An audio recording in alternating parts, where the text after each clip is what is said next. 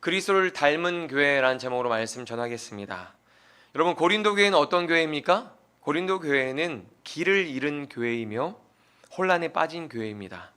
진리를 분별할 힘을 잃어버리고 서로 목소리를 높여 자기 지혜를 자랑하며 분쟁하고 있었습니다. 지난주에 우리가 고린도전서 1장을 통해서 고린도 교회가 혼란에 빠진 이유를 살펴보았습니다. 왜 그런 혼란에 빠졌습니까? 성경을 잘 모르기 때문이며 그 결과 정체성을 잃어버렸기 때문입니다. 그래서 교회는 사람들마다 자기 지혜를 주장하고 자랑하면서 서로 소란스럽고 시끄러운 사건이 발생했고 그 일들이 끊임없이 일어났습니다. 그런 교회에서 예배드리면 예배가 될까요? 그런 교회에서 교제를 나누면 진정한 성도의 교제가 나눠질까요? 어렵겠죠. 이처럼 교회의 분쟁이 계속해서 발생하고 자기 목소리를 높이며 교회의 모습을 잃어버린 가장 큰 원인은 하나님을 향한 두려움을 잃어버렸기 때문입니다. 하나님을 두려워하는 사람은 교회에서 자기 목소리를 내면서 싸우지 않습니다. 두려움은 오늘 말씀을 통해서 우리가 깊이 생각해 봐야 할 주제입니다. 오늘 말씀 1절에서 3절 우리 같이 읽어보겠습니다. 형제들아, 내가 너희에게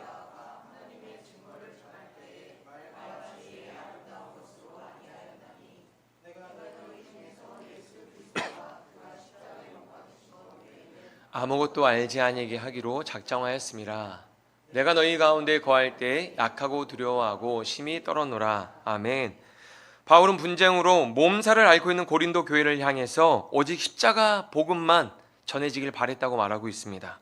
지혜를 자랑하기 좋아하는 그 문화 속에서 복음을 전하는 것이 혹여나 자신의 지혜를 자랑하는 일이 될까봐 두려워했습니다. 십자가 복음의 영광을 가리거나 차지할까봐 바울은 두려워했습니다. 복음을 전하는 바울에게는 하나님을 향한 두려움이 있었습니다. 하지만 고린도 교회의 성도들에게는 다른 두려움이 있었습니다. 하나님을 두려워하기보다는 사람들에게 인정받지 못하는 두려움, 실패, 패배에 대한 두려움이 그들을 사로잡았습니다. 그래서 지지 않으려고 싸우는 거죠. 자기 지혜가 더 옳다고 싸우는 거죠. 하나님을 두려워하지 않으면 다른 두려움을 품고 살아가게 됩니다. 세상의 근심, 걱정, 염려, 불안, 그것에 사로잡혀서 그것으로부터 벗어나기 위한 싸움을 하다 보면 비신앙적인 생각에 사로잡히고 비신앙적인 행동을 하게 됩니다. 하나님을 두려워하지 않기 때문에 세상의 수많은 두려움에 벌벌 떨면서 사는 것입니다. 성경을 보면 하나님이 아닌 다른 두려움에 사로잡혔던 사람이 나옵니다. 바로 이스라엘의 초대왕 사울입니다. 그는 하나님보다 사람들의 시선과 반응에 더 민감하게 반응했습니다. 사울을 왕의 자리에 앉힌 것은 백성들이 아니라 하나님입니다. 그런데 백성들의 지지가 중요하다고 착각합니다. 그래서 큰 실수를 범하고 맙니다. 사무엘상 13장 8절에서 13절 말씀 우리 같이 읽어보겠습니다. 사울은 사무엘이 정한 기한대로 이레 동안을 기다렸으나 오지 아니하매 백성이 사울에게서 흩어지는지라. 사울이 이르되 번제와 화목제물을 이리로 가져오라 하여 번제를 드렸더니 번제 드리기를 마치자 사무엘이 온지라. 사울이 나가 맞으며 문안하매 사무엘이 이르되 왕이 행하신 것이 무엇이냐 하니 사울이 이르되 백성은 내게서 흩어지고 당신은 정한 날 안에 오지 아니하고 블레셋 사람은 믹마스에 모였음을 내가 보았으므로 이에 내가 이르기를 블레셋 사람들이 나를 치러 길갈로 내려오겠거늘 내가 여호와께 은혜를 간구하지 못하였다 하고 부득이하여 번제를 드렸나이다 아니라. 사무엘이 사울에게 이르되 왕이 망령 때에 행하였도다. 왕이 왕의 하나님 여호와께서 왕에게 내리신 명령을 지키지 아니하였도다. 그리하였더라면 여호와께서 이스라엘 위에 왕의 나라를 영원히 세우셨을 것이거늘. 아멘. 사울은 하나님이 아닌 다른 것을 두려워했습니다. 그래서 자기 마음대로 예배를 드렸습니다. 그러면서도 하나님을 두려워하지 않았습니다. 반면에 다윗은 어떻습니까? 다윗은 사울에게 쫓기며 목숨을 위협받는 그 위기의 순간에도 하나님을 두려워합니다. 사무엘상 24장 4절에서 6절 말씀 우리 같이 읽어보겠습니다. 다윗의 사람들이 이르되 보소서 여호와께서 당신에게 이르시기를 내가 원수를 내 손에 넘기리니 내 생각에 좋은 대로 그에게 행하라 하시더니 이것이 그날이니이다 하니 다윗이 일어나서 사울의 겉옷자락을 가만히 베니라. 그리한 후에 사울의 옷자락 뱀으로 말미암아 다윗의 마음이 찔려 자기 사람들에게 이르되 내가 손을 들어 여호와의 기름 부음을 받은 내 주를 치는 것은 여호와께서 금하시는 것이니 그는 여호와의 기름 부음을 받은 자가 됨이니라 하고. 아멘.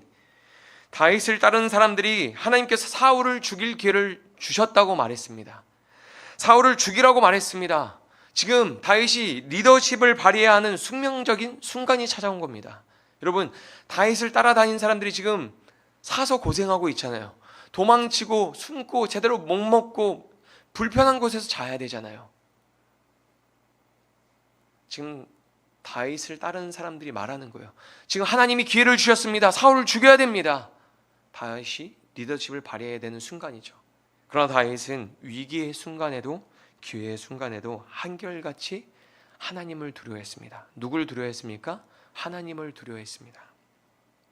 그래서 사울을 죽이지 않았습니다. 사울의 옷자락을 조금 잘라낸 것으로도 큰 죄책감을 느꼈습니다. 다윗은 하나님의 기름 부음을 받은 사람을 함부로 할 수 없다고 고백합니다. 다윗을 따르는 사람들이 그런 다윗의 태도를 보고 무엇을 배웠을까요? 하나님을 두려워하는 것을 배웠습니다. 다윗을 따르는 그 백성들도 하나님을 두려워하는 것을 배웠고 기름 부음을 받은 자를 대할 때 하나님을 대하듯이 조심히 대하는 것을 배웠습니다. 여러분, 혹시 이거 아세요? 부모가 두려워하는 걸 자녀도 동일하게 두려워합니다. 제가 보니까요, 어떤 가정의 어린아이들이 경제의 개념이 굉장히 뛰어난 거예요. 와, 얘네는 좀 다르다. 자세히 이야기 들어보니까 부모님들이 집에서 이런 이야기를 하는 거예요. 돈 없으면 힘들어. 돈 없으면 안 돼. 돈 없어서 죽을 것 같아. 그랬더니 아이들이 돈이 없으면 정말 죽는 줄 알고 돈을 굉장히 소중하고 중요하게 생각하는 거예요. 또 어떤 부모님은 건강을 중요하게 생각해요. 아, 건강해야지. 건강하려면 일단 운동해야 되고 음식을 잘 가려 먹어야 돼. 그런 이야기를 들어서 이 아이가 초등학교 저학년인데 과자 먹을 때 뒤에 성분 표시를 봐요. 그리고서 안 먹어요, 과자를. 이게 들어가면 안 되는데 몸에 안 좋아. 안 먹어요. 여러분, 그런 걸 어디에서 배우는 거예요, 아이들이? 부모님의 생각과 어떤 말과 태도를 통해서 배우는 거잖아요. 다윗이 하나님을 대하는 태도를 보고 다윗을 따르는 사람들은 하나님을 두려워하고 기름 부음 받은 자를 함부로 대하지 않았습니다. 하지만 사울은 다윗을 숨겨준 제사장들을 다 죽이고 피를 흘렸습니다.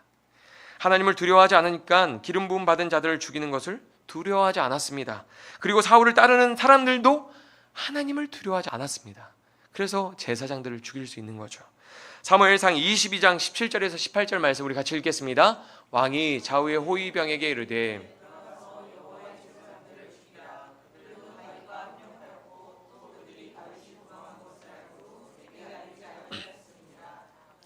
왕의 신하들이 손을 들어 여호와의 제사장들을 죽이기를 싫어한지라. 왕이 도액에게 이르되 너는 돌아가서 제사장들을 죽이라 하매 에돔 사람 도액이 돌아가서 제사장들을 쳐서 그날에 세마포 에봇 입은 자 85명을 죽이고. 아멘. 사울이 제사장을 죽이라고 명령했을 때 하나님을 두려워하는 이스라엘 백성들은 쉽게 그 명령을 따르지 못했습니다.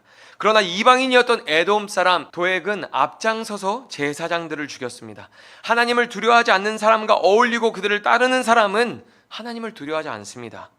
여러분, 하나님 두려워하십니까? 여러분, 하나님이 두려우십니까? 하나님 앞에서 두려움을 가지고 말하고 행동하고 계십니까?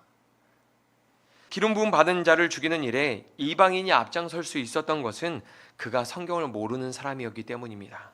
그가 하나님을 잘 모르는 사람이었기 때문에 가능한 일이었습니다.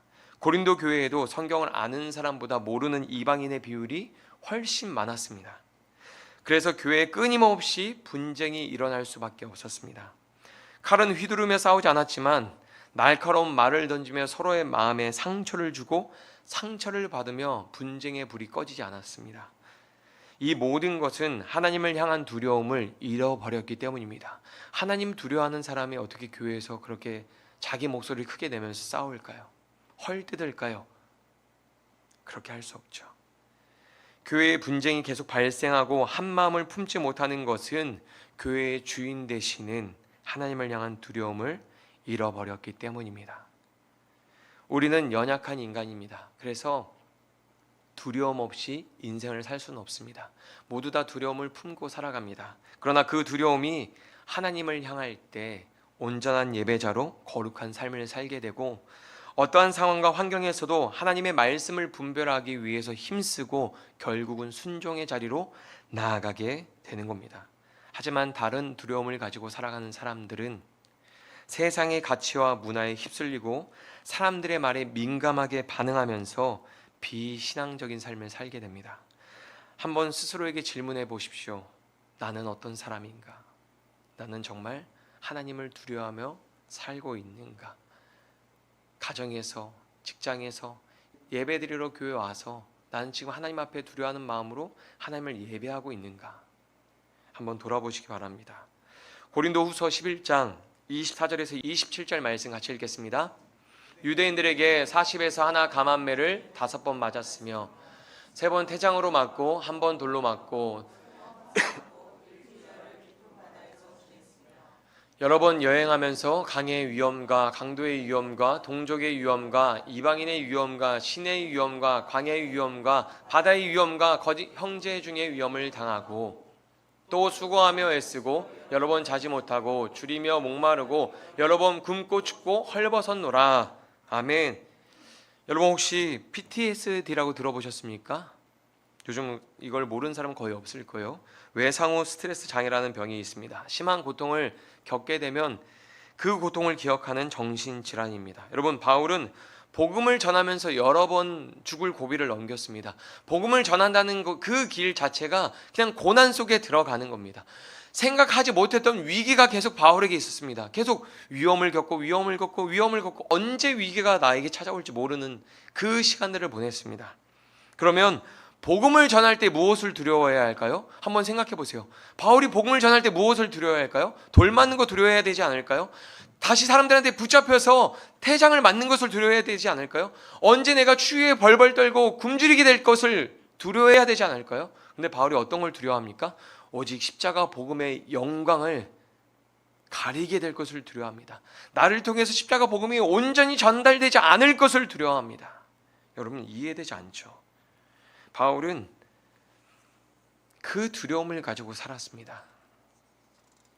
일반적인 사람이라면, 아니 저였다면 또 이렇게 복음 전하다가 나 돌 맞는 거 아니야? 사람들한테 붙잡혀서 두드려 맞는 거 아니야?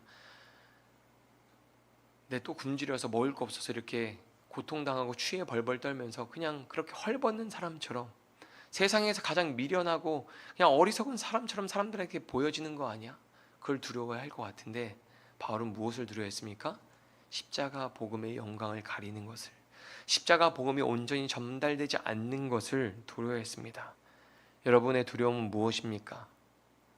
사랑하는 성도 여러분, 하나님을 향한 두려움을 회복하시기를 축복합니다. 하나님을 두려워했기 때문에 바울은 성령의 능력을 의지했습니다. 하나님의 뜻을 분별하기 위해서 힘썼습니다. 하나님을 두려워했기 때문이죠. 자기 지혜로 일하지 않았습니다. 사람들의 눈에 미련하고 어리석어 보이는 방법이라도 성령의 인도하심이 있다면 그것을 따라 복음을 전했습니다. 그래서 열심히 수고하고 노력했을 때 열매가 없어도 아무렇지 않게 발에 먼지를 털고 돌아설 수 있었습니다. 자기의 능력과 지혜로 일하지 않고 성령님의 능력과 지혜로 일했기 때문입니다. 바울은 오직 복음을 위해서 살았습니다. 너무 멋지지 않습니까? 오직 복음을 위해서 살았습니다. 살아도 주를 위해서 살고 죽어도 주를 위해서 사는 바울의 모습이, 그 삶이 너무 멋지지 않습니까? 저는 바울이 되고 싶었거든요. 너무 멋있어서. 여러분 어떠십니까? 고린도전서 2장 4절 5절 말씀 우리 같이 읽어보겠습니다. 내 말과 내 전도함이 설득력이 있는 지혜의 말로 하지 아니하고 다만 성령의 나타나심과 능력으로 하여 다만 하나님의 능력에 있게 하려 하였노라. 아멘. 우리에게 하나님의 영광을 가리고 복음의 걸림돌이 될 것에 대한 두려움이 자라나기를 소망합니다. 내 말과 행동이 복음의 걸림돌이 되는 것을 두려워해야 합니다. 하나님의 영광을 가리는 사람이 되지 않도록 기도해야 합니다. 이 자리가 사람들이 가득 차서 하나님 앞에 예배하는 것보다 우리가 더 기도해야 되는 건 무엇입니까? 이 자리에서 하나님이 받으시는 예배, 온전한 예배가 드려지기를 기도해야 하는 것이죠.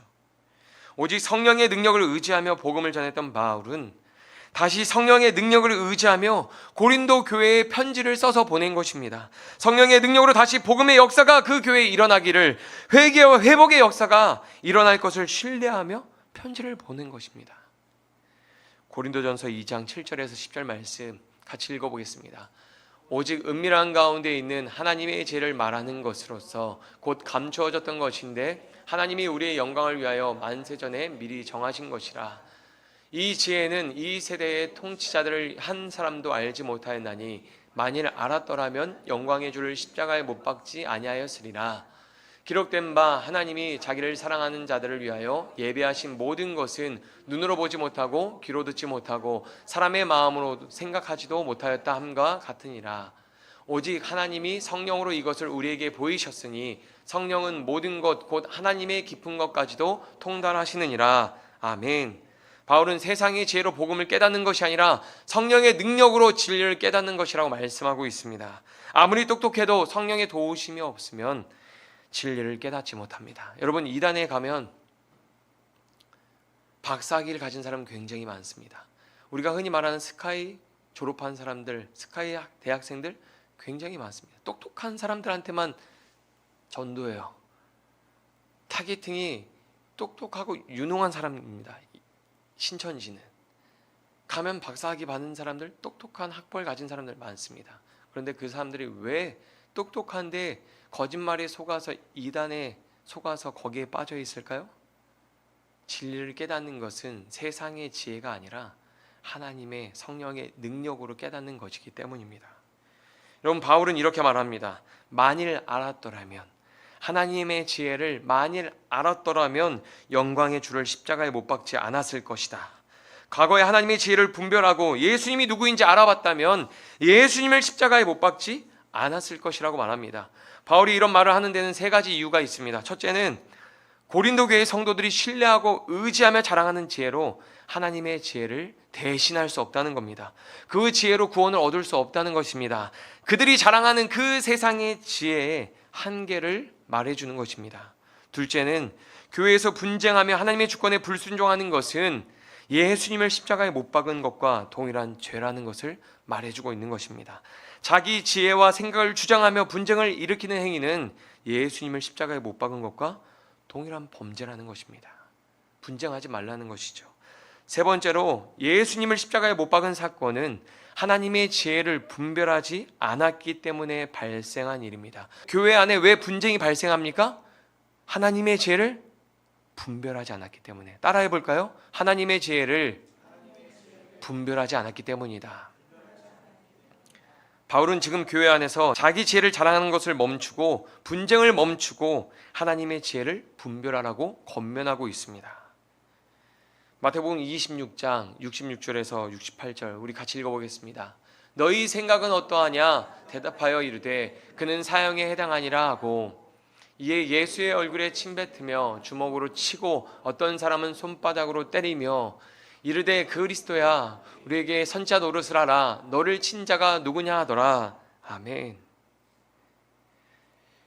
주님은 세상 지혜를 따라 자기 지혜를 자랑하는 사람들에게 죽임 당하셨습니다. 그들에게 모든 수치와 조롱을 당하셨습니다. 너희 생각은 어떠하냐? 사람들에게 물어봅니다. 그리고 사람들은 대답하죠. 그는 사형에 해당하니라. 죽어야 된다. 죽여야 된다. 만약에 그들이 사람들에게 묻지 않고 하나님에게 물었다면, 하나님의 지혜를 분별했다면 그런 일은 발생하지 않았을 것입니다. 만약에 고린도 교회 안에서 하나님의 지혜를 분별하라고 하는 사람들이 있었다면, 하나님의 뜻을 물으며 기도하는 사람들이 있었다면 분쟁이 일어나도 그것들이 금방 사그라졌을 겁니다. 다윗은 사울의 옷자락을 조금 잘라낸 것으로도 큰 죄책감을 느끼고 괴로워했습니다. 하나님의 기름 부으심을 받은 자의 옷자락을 잘라낸 것, 정말로 죽인 것도 아닙니다. 그냥 죽일 마음을 품고 그 의도를 가졌던 것만으로도 다윗은 큰 죄책감을 느꼈습니다. 우리는 교회 생활을 할 때 어떤 태도로 하고 있나요?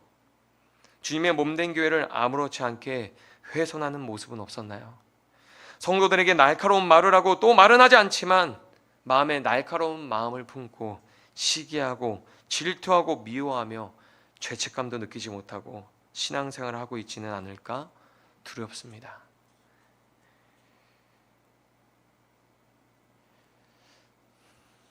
바울은 자기의 삶을 통해서 오직 십자가 복음이 전해지기를 바랬습니다. 세상에서 얻은 지위와 신분 그리고 지혜를 버리고 오직 성령의 능력을 의지하며 복음을 전했습니다. 고린도 교회 성도들도 바울이 1년 6개월 동안 함께 생활하면서 어떻게 생활하며 복음을 전했는지 잘 알고 있었습니다. 그리고 그 결과도 잘 알고 있었습니다. 사도행전 18장 8절 말씀 우리 같이 읽어보겠습니다. 또 회당장 그리스도가 온 지방과 더불어 주를 믿으며 수많은 고린도 사람도 듣고 믿어 세례를 받더라. 아멘. 수많은 고린도 사람도 듣고 믿어 세례를 받더라. 바울이 세상의 지혜를 따르지 않고 하나님의 지혜를 분별하여 순종했더니 복음의 역사가, 엄청난 역사가 그 지역에 일어났습니다. 많은 사람들이 복음을 믿고 세례를 받았습니다. 고린도 교회의 성도들은 그것을 목격했습니다. 하지만 믿음의 뿌리가 깊지 못해서 쉽게 세상의 가치와 문화를 따라 생각하고 말했던 것입니다. 바울은 그런 고린도 교회의 성도들을 향해서 이렇게 사랑으로 권면하고 있습니다. 고린도전서 2장 12절 14절입니다. 우리가 세상의 영을 받지 아니하고 오직 하나님으로부터 온 영을 받았으니 이는 우리로 하여금 하나님께서 우리에게 은혜로 주신 것들을 알게 하려 하심이라. 우리가 이것을 말하거니와 사람의 지혜가 가르친 말로 아니하고 오직 성령께서 가르치신 것으로 하니 영적인 일은 영적인 것으로 분별하느니라. 육에 속한 사람은 하나님의 성령의 일들을 받지 아니하나니 이는 그것들이 그에게는 어리석게 보이며 또 그는 그것들을 알 수도 없나니 그러한 일은 영적으로 분별되기 때문이라. 아멘. 바울은 분별하라고 말합니다. 하나님의 영, 성령을 받은 사람은 성령의 도우심으로 하나님이 주신 은혜를 깨닫습니다. 성령을 받은 사람들은 성령의 감동으로 기록된 하나님의 말씀을 이해하고 깨닫습니다. 그래서 진리의 말씀을 붙들고 살아가고 그 말씀 안에서 죄인지 아닌지 분별하며 살아갑니다. 하지만 성령을 받지 않은 사람은 육신의 생각만을 쫓게 됩니다. 바울은 지금 굉장히 무서운 말을 하고 있습니다. 하나님의 지혜를 분별하지 않고 계속 분쟁을 일으킨다면 그 사람은 예수님의 주권에 순종한 사람이 아닙니다. 무슨 의미입니까? 예수님과 전혀 관계가 없는 사람이라는 뜻입니다. 세상의 지혜는 영리함을 추구합니다. 하지만 하나님의 지혜는 성숙함을 추구합니다. 성숙한 사람은 분별력이 있는 사람입니다. 여러분, 우리가 세상을 살아갈 때 어떤 것들을 결정하고 선택할 때 분별하지 않습니까? 그런데 그 분별을 할 때에 하나님의 지혜를 따라 하나님의 말씀이 기준되어서 분별해야 하는 것이죠. 그 성숙함이 우리에게 있어야 합니다. 하나님의 지혜를 분별하며 살아가고 계십니까? 아니면 내 생각과 마음 가는 대로 살아가고 계십니까? 바울은 고린도 교회 성도들이 하나님의 뜻을 분별하며 영적인 사람이 되어서 살아가기를 바라면서 이런 말을 하고 있습니다. 오늘 본문 15절 16절 말씀 우리 같이 읽어보겠습니다. 신령한 자는 모든 것을 판단하나 자기는 아무에게도 판단을 받지 아니하느니라. 누가 주의 마음을 알아서 주의 가치겠느냐? 그러나 우리가 그리스도의 마음을 가졌느니라. 아멘. 영적인 사람은 하나님의 지혜를 분별하고 하나님의 지혜를 따라서 살아갑니다. 그러나 육적인 사람은 그것을 분별하거나 깨닫지 못합니다. 육에 속한 사람이 영적인 사람을 보고서 이렇다 저렇다 판단할 수 있습니다. 부정적인 말을 할 수 있습니다. 하지만 영적인 사람은 판단을 받지 않습니다. 그가 하나님의 뜻을 따르고 있기 때문입니다. 누군가 영적인 사람에게 부정적인 말을 하더라도 그것으로 처벌할 수 없습니다. 왜냐하면 그가 하나님의 뜻을 분별하여 준행하고 있기 때문입니다. 오히려 반대로 영적인 사람은 육신의 생각을 따르는 것을 판단할 수 있습니다. 아, 저 사람이 하나님의 지혜를 따르는 것이 아니라 육신을 따르고 있고 세상의 지혜를 따르고 있구나 분별할 수 있습니다. 하나님 편에 있기 때문입니다. 바울은 고린도 교회의 성도들이 하나님의 지혜를 분별하는 영적인 사람이 되어주기를 바라고 있습니다. 모두 하나님 편에 서서 하나 되기를 바라고 있는 것입니다. 모든 성도들이 하나님의 지혜를 분별하고 16절에서 말하는 것처럼 그리스도의 마음을 가지기를 소망하고 있는 것이죠. 16절 말씀 우리 다시 한번 보여주시겠습니까? 바울이 이렇게 말합니다. 우리가 그리스도의 마음을 가졌느니라. 바울이 그리스도의 마음을 가지고 어떻게 사역했습니까? 1절에서 5절에 나오죠. 두려움을 가지고, 하나님을 향한 두려움을 가지고 오직 십자가 복음만 전해지기를, 오직 십자가의 영광이 가려지지 않기를 그렇게 살았던 것처럼 우리가 그리스도의 마음을 가졌다. 내가 그렇게 했던 것처럼 너희도 그리스도의 마음을 가지고 십자가 복음을 위해서 살았으면 좋겠다라는 말을 하고 있는 것이죠. 그렇게 신앙의 본질을 회복하고 교회의 분쟁이 사라지기를 바울은 소망하고 있는 것입니다. 고린도전서 1장 10절 말씀에 보면 이런 말씀이 있습니다. 형제들아, 내가 우리 주 예수 그리스도의 이름으로 너희를 권하노니 모두가 같은 말을 하고 너희 가운데 분쟁이 없이 같은 마음과 같은 뜻으로 온전히 합하라. 아멘. 여기에서 같은 마음이란 어떤 마음일까요? 고린도전서 2장 16절에서 말하고 있는 그리스도의 마음입니다. 바울은 고린도 교회의 성도들이 예수님의 마음을 품고 하나님의 뜻을 분별하여 분쟁을 멈추고 바울이 보여주었던 것처럼 하나님을 향한 경외심을 가지고 오직 십자가 복음의 증인으로 살아가기를 소망하고 있습니다. 바울은 성령의 능력으로 복음이 전파되고 수많은 사람이 믿게 되었던 것처럼 다시 성령의 능력으로 고린도 교회가 새로워지고 성도들이 변화될 것을 믿었습니다. 그리고 바울은 오직 십자가 복음의 영광을 바라보며 교회를 세워갔던 것처럼 고린도 교회의 성도들이 예수님의 마음을 품고 그렇게 교회를 세워가기를, 그리스도를 닮은 교회를 세워가기를 소망했던 것입니다. 그 소망이 우리의 소망이 되기를 소망합니다. 그 소망이 우리 안에 있기를 소망합니다.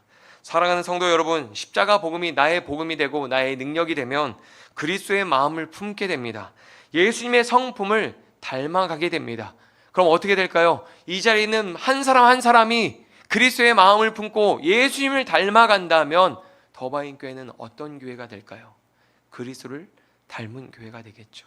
예수님이 하셨던 그 일들을 하는 교회가 되겠죠. 누구든지 더바인 교회에 오면은 예수님을 만나는 역사가 일어나겠죠. 여러분, 하나님을 두려워하십시오. 하나님을 두려워하는 마음을 품고 하나님의 뜻을 분별하며 살아가십시오. 그러면 자연스럽게 분쟁은 사라지고 우리의 성품은 예수님을 닮아가게 될 것입니다. 우리 모두가 하나님을 두려워하고 예수님을 닮아간다면 더바인 교회는 그리스도를 닮은 교회가 될 것입니다. 우리를 통해서 그런 교회가 세워지기를 소망하시기 바랍니다.